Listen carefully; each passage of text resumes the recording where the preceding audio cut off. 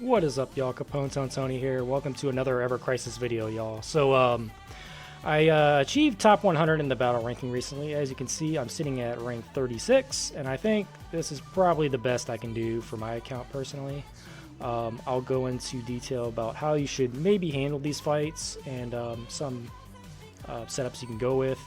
For Airbuster, honestly, this fight is better suited if you pulled on Magic Tifa, or you have like double DPS when it comes to Cloud and Zac, or maybe Cloud and Tifa, Zac and Tifa. Either way, it's better suited for Magic Tifa because there's a specific battle effect that you're going to take a huge hit on. Like this right here, you want to decrease this to 60 if you can.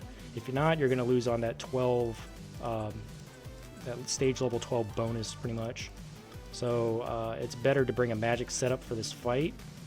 I mean, you could technically turn it off and just try to go with it, but it might not be beneficial. Honestly, for this fight, the best I was able to do was like 710,000, 712,000, something like that. And that's probably not good enough for top 100. I don't think it is in my group anyway. Easily top 300.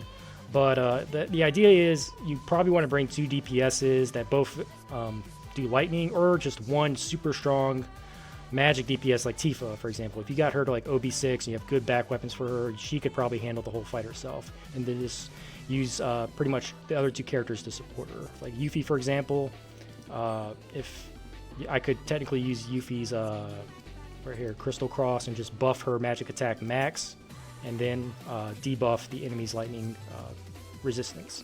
So you could just do something like that. The whole point of the fight is to support your main DPS, or if you go two DPSs, try to use a support to kind of support both of them, you know. Just kind of keep playing around with it and see what works best for you. But the idea is you probably want to have this maxed out at 150 and then just leave the defense off. That's probably the best you want to do. But if you have a physical attacker, you're probably going to have to turn this off, right? Or if you have like Zac and Cloud or whatever. So yeah, just play around with it and see, you know, just based on your account, see what you can do. Honestly, like I said, this fight just isn't for me. My Magic Tifa, like as y'all can see in my previous banner video, or when I pulled on this banner, it was awful. So all I got was one weapon for Tifa, and that was it. So Crystal Gloves and Kieran Gloves is probably the best setup you can go for this. But other than that, you know, I can't really give much advice when it comes to this one. The fight that I did really good on was Reno. So Reno is favored toward having a good physical ice setup, and I kind of have that. So let's go into that real quick. Here we go. So this is the team I went with. It's kind of a double DPS and a Yuffie as a pure support.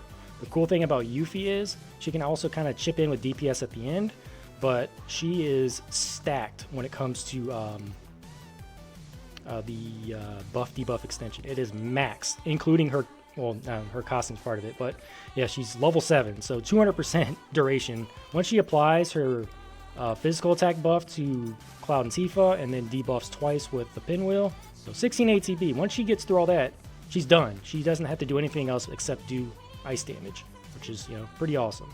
And these two characters, Tifa, her Holy Flame Gloves are absolutely awful. They're OB0 for me, so there's like no point of using them because they're just terrible R ability stat sticks.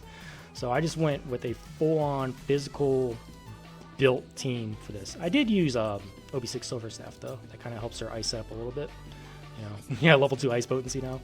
But other than that, it's just everything's just boost attack, boost physical attack, boost physical ability potency. She's getting the mastery from her costume.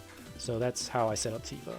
Cloud is the main DPS, so he's going with Stream Saber. He's got his ice costume. He's got Zidane Sword for the physical ability potency, P attack.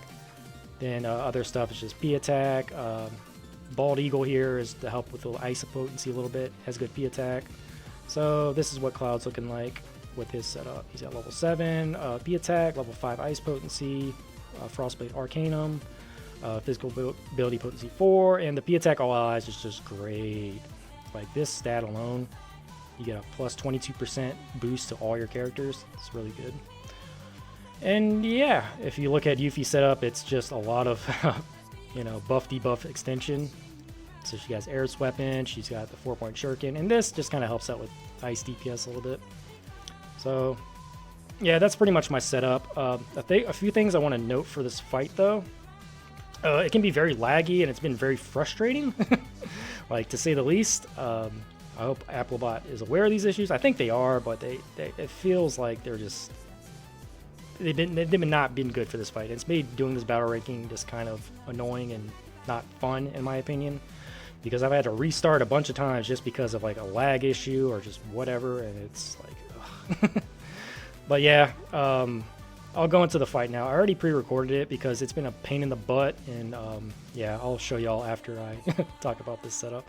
But the most important thing is you want to have one person with a poison Esuna heal. I gave it to Tifa because you're going to want to heal that poison at the beginning of the fight, the one that the Wraith Hound casts, and then kill the Wraith Hound immediately. So that's something to be aware of. Also, the battle effects, everything's maxed out, 150, and except BDef and MDef, you know. Turn that off so you'll be able to do the most damage that you can.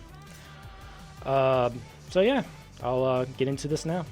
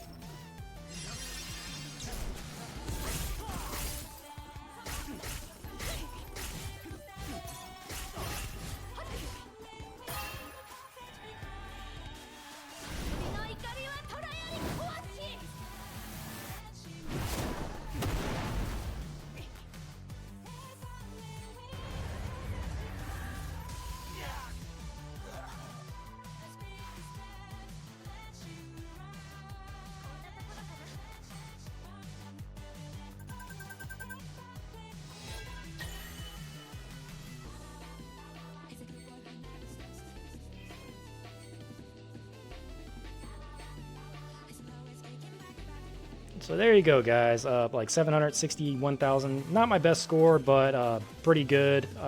I'd say that's easily top 100 worthy.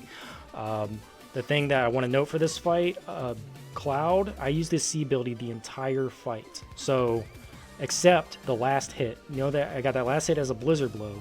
If you have to use the C ability the entire fight, and the one Blizzard Blow at the end to get his limit break. Getting his limit break for Shiva Diamond Dust is crucial if you want to maximize your score, because not only will it kill Reno before he gets off his last or his next big attack, it'll also increase your one-hit max damage by a ton. So you'll not take as much damage and you'll increase your one-hit max. So very important that you're able to do that. It can take a lot of trial and error. It took me a lot of trial and error to finally figure that out, but yeah, make sure you're able to cast Diamond Dust within, I mean, even if you do take the hit from Reno, make sure you're still able to cast Diamond Dust, because it's very important. But anyway, yeah, that's going to do it for my battle ranking video. If you all enjoyed my Ever Crisis content, please give this video a like, comment, subscribe. Thank you so much for watching, and I will see you on the next one. Later.